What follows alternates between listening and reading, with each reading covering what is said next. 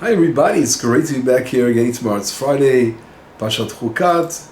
This week's portion, I want to talk about a phenomenon which is very, very important to pay attention. We all know that if you listen to the news and then you throughout the week you listen to the news, all kinds of things happening, current events, you'll always find hints in the portion that deal with the current events in Israel. Of course, all over the world. I'm just giving Israel as for surely Israel, but it's current events that happen all over the world are always hinted within a portion. And I thought this particular portion of Chukat has a tremendous amount of things. I'm not going to say them all, but I want to give a few hints to things that have taken place this week or in the last period, and they're all on the front pages of the news here in Israel, and things that are happening. And one of them, as we know, was what we call the investigation of Be'eri. Kibbutz Be'eri was one of the sites of the terrible tragedy that happened on October 7th and 8th, where 101 of the kibbutz members were killed and over 30 in captivity. Terrible tragedy in all proportions, where hundreds of terrorists entered and all that. And the Israeli army just came out with a investigation that they take a responsibility for not acting the way they should have had in advance and doing the proper, protecting the citizens of Israel as they should have been doing. And there's also, around that whole story, Brigadier General of Israel, Barak Hiram, who was sort of used as a scapegoat for that, for one of the terrible tragedies that happened in the kibbutz, where hundreds of terrorists entered a house and they took hostages, and Israel, the decisions that were made on the battlefield were to go in and to try to get the hostages out, and the hostages ended up dying in that house. In the beginning, they blamed the Brigadier General who was in charge, that he shot a tank missile into the house that caused the killing of the hostages. And this all turned out to be a lie, a total lie. The opposite came out of that whole story, that he was the hero, and he acted 100% in accordance with the way he should have acted with, and he was able to turn around the whole situation in that kibbutz and save the lives of many others. So what the news, the left-wing news, which is the primary news in Israel, most of the stations were all using it as a ploy to come against him as being a person who lives in Judea and Samaria, a person who's a religious man, and right away when they could find an easy target or reason to make a scapegoat, they did so.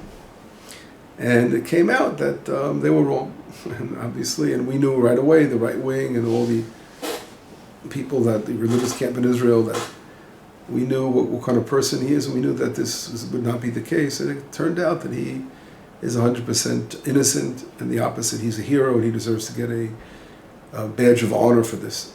And this event that we spoke about, this tahkir, this investigation took place, just came out yesterday, and Barak Hiram, as this great army officer who's now being promoted, there's a hint to it in the portion, and I'd like to bring that hint to you, together with a few other things that I want to mention. One is also, there's a big topic going on here in Israel regarding the recruiting of the ultra-Orthodox camp.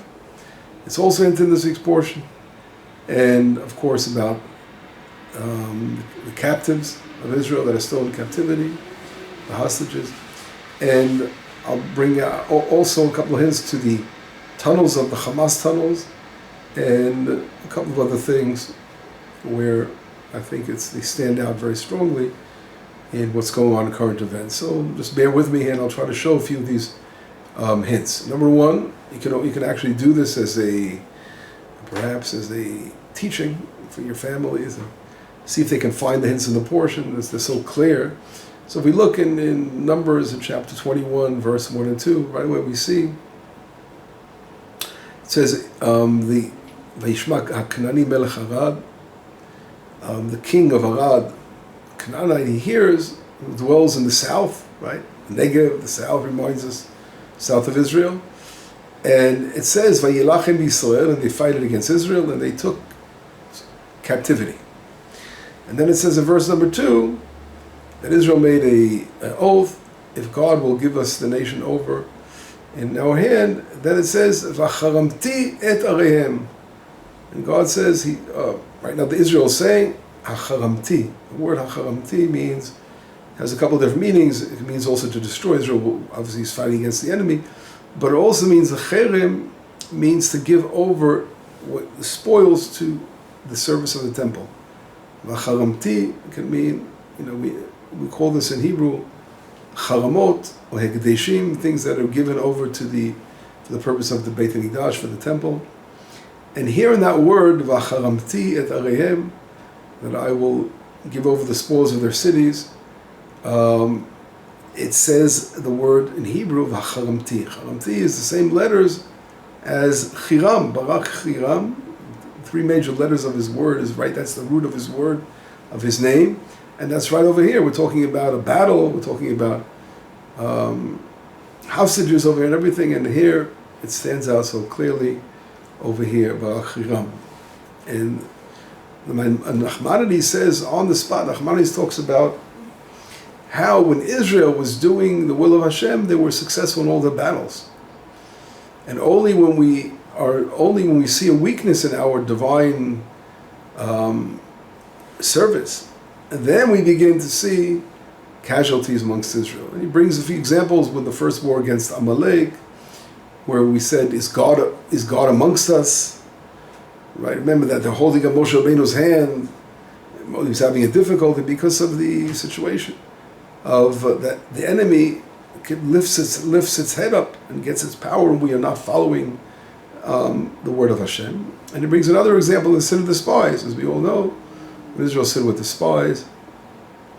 So there also we have a terrible tragedy takes place, where there's a group that tries to go up anyway, they have to try to rectify and go up.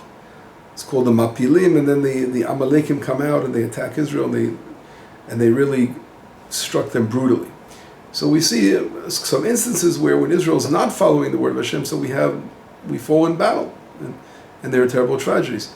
On the other hand, the Nachmanides brings down that most of the situations, he's explaining Rashi's commentaries, really clarifying Rashi and Chazal regarding what does it mean that they took captivity. They took one person in captivity, the enemy, and that was because Israel was on this, again, on most of the wars during the deserts. We see Sichon and we're going to read about this week's portion, when Moshe Rabbeinu was fighting against the enemy, Israel, there was not one person of Israel, that was not one casualty.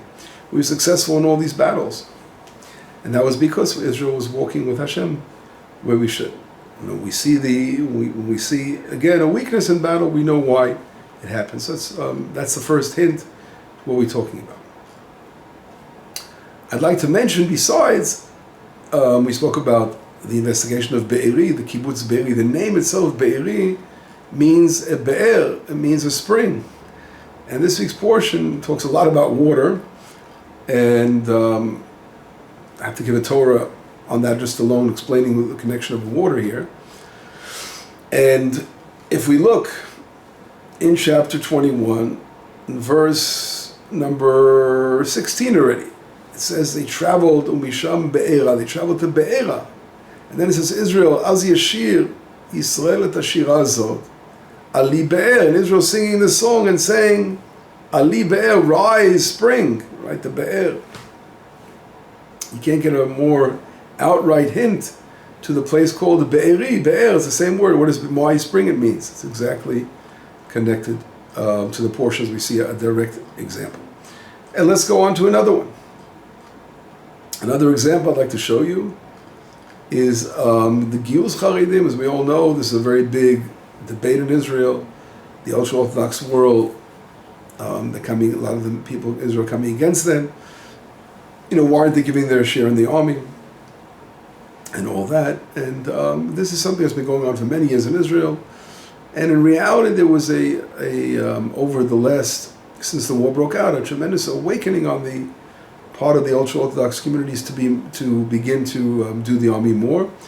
But because a lot of politics involved here, and the Supreme Court of Israel, and just the left-wing politics caused I would say, a turnaround amongst the Haredi world, that now they don't want to do the army. They're just, they're trying to, hold their own now and not allow, they don't want to give in to the demands of the left and the Israeli Ministry of Defense, but just because the way they're doing it, as we all know, and I don't want to go into all the details now. Here our camp comes from religious Zionist camp that our children do the army. We all do the army. We're all soldiers, but the Haredi world is a different kind of outlook, the way they look at the world and look at things, and it's a process of adjusting to Israel over the years. Slowly, there are more and more Haredi soldiers that are doing the army, but now they cause a huge rift, this pressure and just a lack of any brain cells over here by doing something so stupid, forcing them to try to recruit them, and that's going to have the reverse effect, right? So that's exactly what's going on. But anyway, regarding this topic, we see it in the portion very clearly. I'd like to read. There's a beautiful teaching in the Pirkei Avot, chapter 6, Mishnah 2. It says like this: Amar Rabbi Yeshua ben Levi. Rabbi Yeshua ben Levi says, B'chol yom b'yom bat kol yotzeit ma'or Chorev. Every day a heavenly voice comes out of Chorev and announces, Oy vavoy, to my creations, right? To the briot, me'el bona shel Torah, right? Oy lehem the briot. The people of the elbona, the elbon, how to say it in English, would be the disgrace of Torah. What do you mean the disgrace? Shekol mi she'eino osek b'Torah nikra nazuf. Anyone who doesn't study Torah is considered nazuf. Means someone that God is upset with him. As it says, and it brings out a verse from Mishlei, Nezem zahav ba'af chazir. It's like a golden ring in the nose of a pig. Isha yafa, a beautiful woman that has no ta'am, no taste. What does it say? What do you mean, no taste? It goes on. I'll explain that verse in a moment. And it goes on to say, Maluchot Maseh Elohim, the tablets are the work of God. V'amichtav bichtav Elohim, and the letters of the tablets were the handwriting of Hashem. Charut aluchot, it was inscribed within the tablets. And the Mishnah says, don't say charut, don't say inscribe, but say freedom. Why? She'ein lecha ben chorin ela mi she'osek b'talmud Torah. You have no person who's really free more than a person who studies Torah. V'chol mi she'osek b'Torah tadir, and anyone who studies Torah often, harei zeh mitaleh, that person rises. And now, what is the connection to our portion?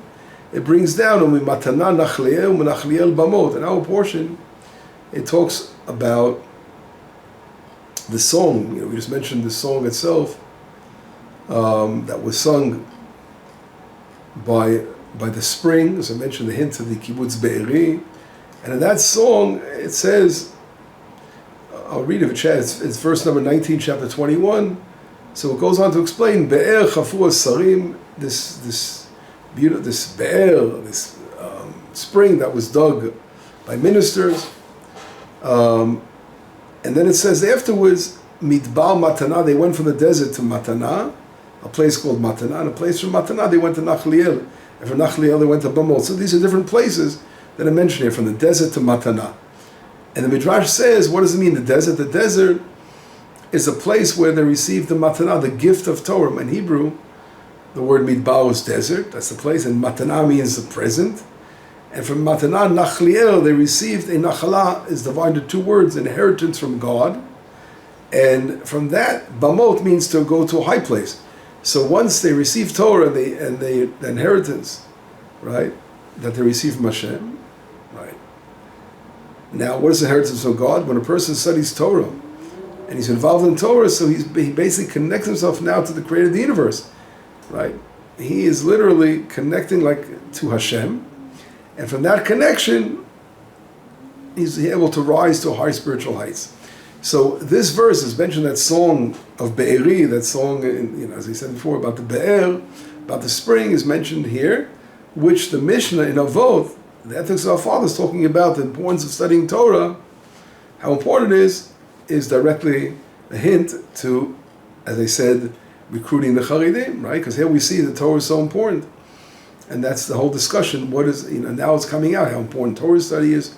But at the same time, we could look at it in two ways. We have to be careful that, as I said before, we'll explain what it means in a golden ring in the nose of a pig, is that, even if you take a beautiful ring and you put it in like a pig, it's going to get dirty and it's not going to take away its ugliness of that pig. And that's really, the Malbim is a beautiful explanation. That's how the Malbim explains it.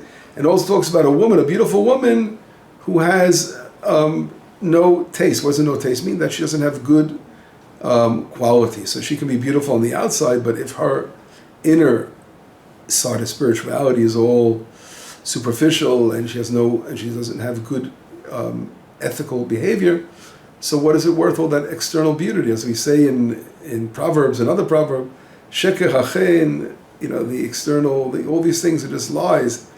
Vehevel hayofi, right? But in reality, what's it worth, beauty and all this? What is important? Isha yirat Hashem, a God-fearing woman, hi titalal, she will be praised. So that's really the most important thing of all.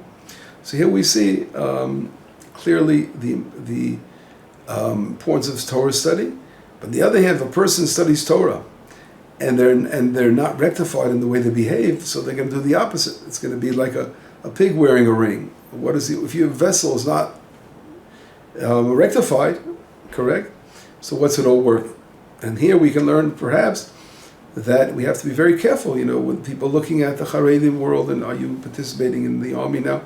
So there's two sides, right? Because on one hand we have to give over ourselves and as we do in the religious Orthodox camp, and we go into the battlefield and we study Torah at the same time, we combine both.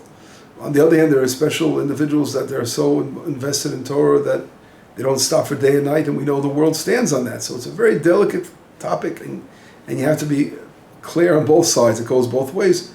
And it's not just something just to come along with one without thinking and mocking the Haredi world, golf a bit. And here we learn that this topic is hinted to our portion as well, which was a big topic in the last few weeks in Israel.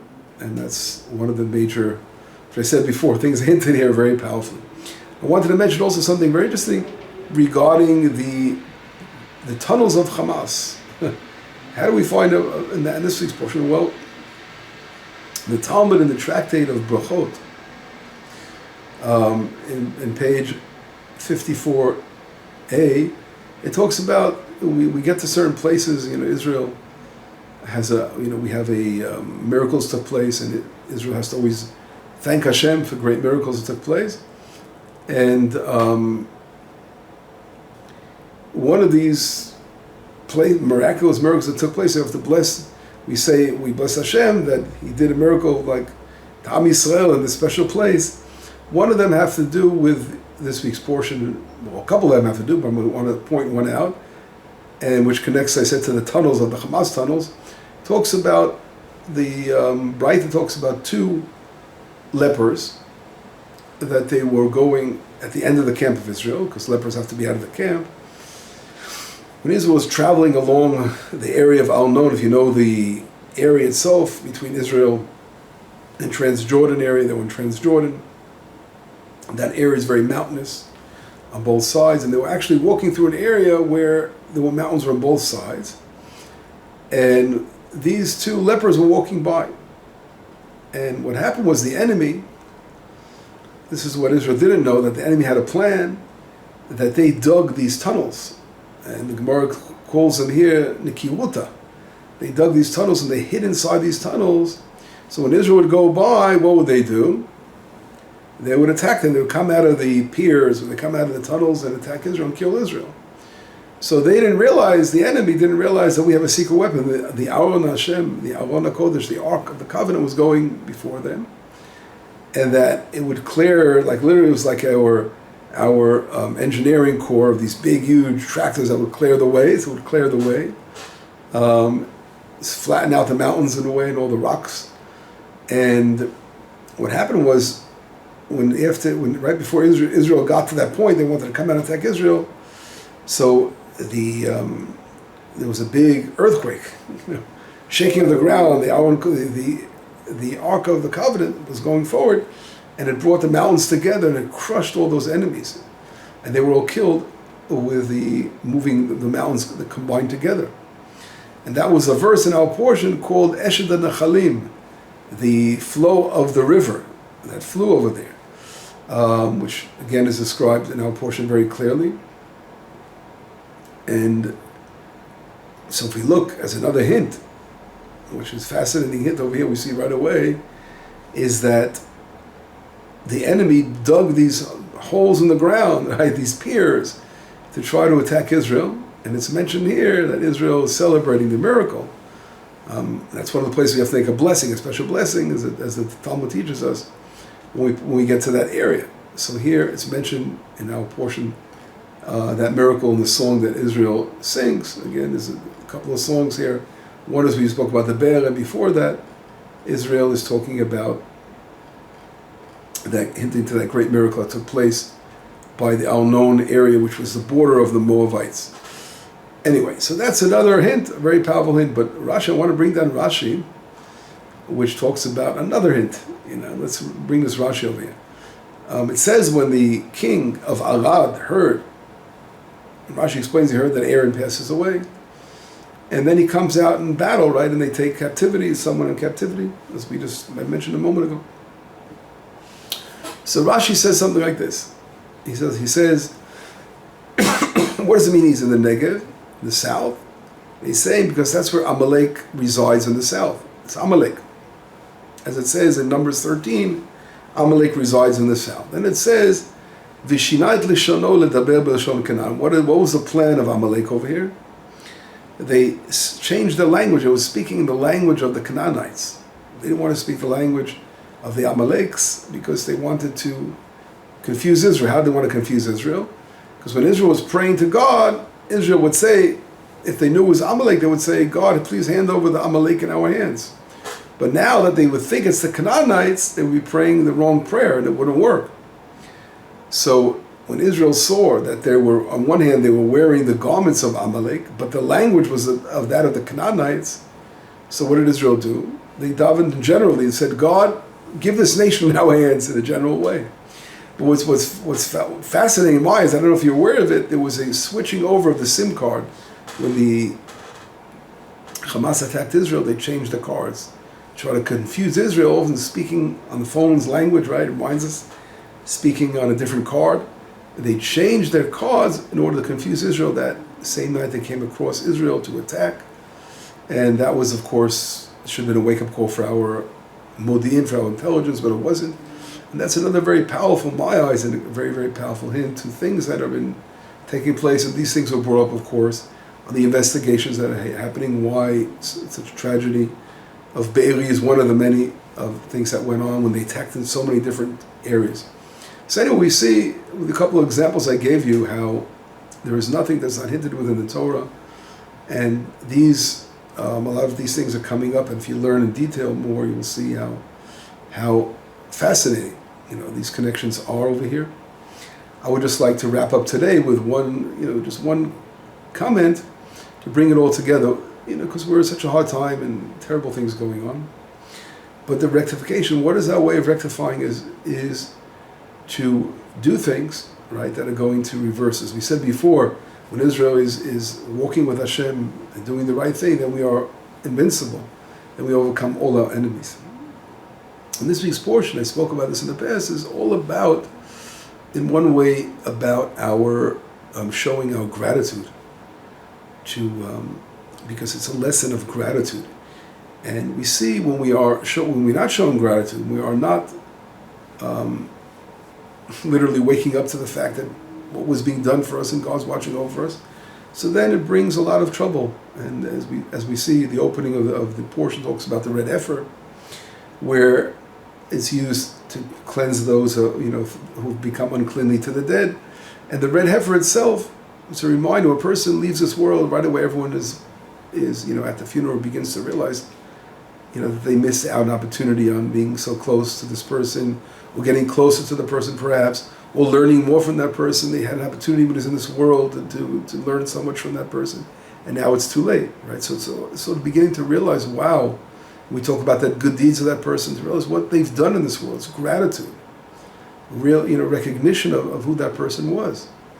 And we have to show that gratitude. This is what it's all about, this portion. It's all about the gratitude. Because we see that the red heifer, and the fact that it stands out, it's why a red heifer. A red heifer, something that stands out. Oh, who was this individual? Who was that person? You're right.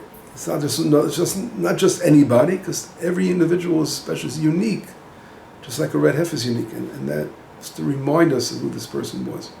But we see when Miriam passes away in the portion right after this, Israel just complains, there's no water. They don't realize, they're not praying. They're not saying, Miriam, you've done so much for us in your merit, as our rabbis say, the water has come down from the heavens in your merit. That's when we have the spring. That whole spring is all about Miriam, that valiant, great prophetess, which he did for us, and we don't see a recognition of her, of who she was. But later on, when Aaron passed away, it says all of Israel was crying, and they all went out to express their love for Aaron and the pain that he left. Because there we see the beginning of the rectification, of gratitude, realizing, wait a second, who are these great righteous people? In Miriam's merit, we had the spring. And we didn't do the right thing by honoring her when she passed. But now we'll do it for Aaron, and Israel reaches out, and begins to awaken, their hearts awaken to recognize who Aaron was. And as we see later on in the portion, talks about song. There's nothing greater than singing a song of gratification, and that's what Israel reaches, even a higher level. So the whole portion is moving slowly from ingratitude to gratitude, from not having gratitude to going towards the gratitude and appreciation. That's really what rectifies ourselves, because gratitude, we realize in this world what people do for you, you eventually realize what God does for you more than anything. And Hashem is behind everything. And we are walking with God, and we realize how much God is watching over us.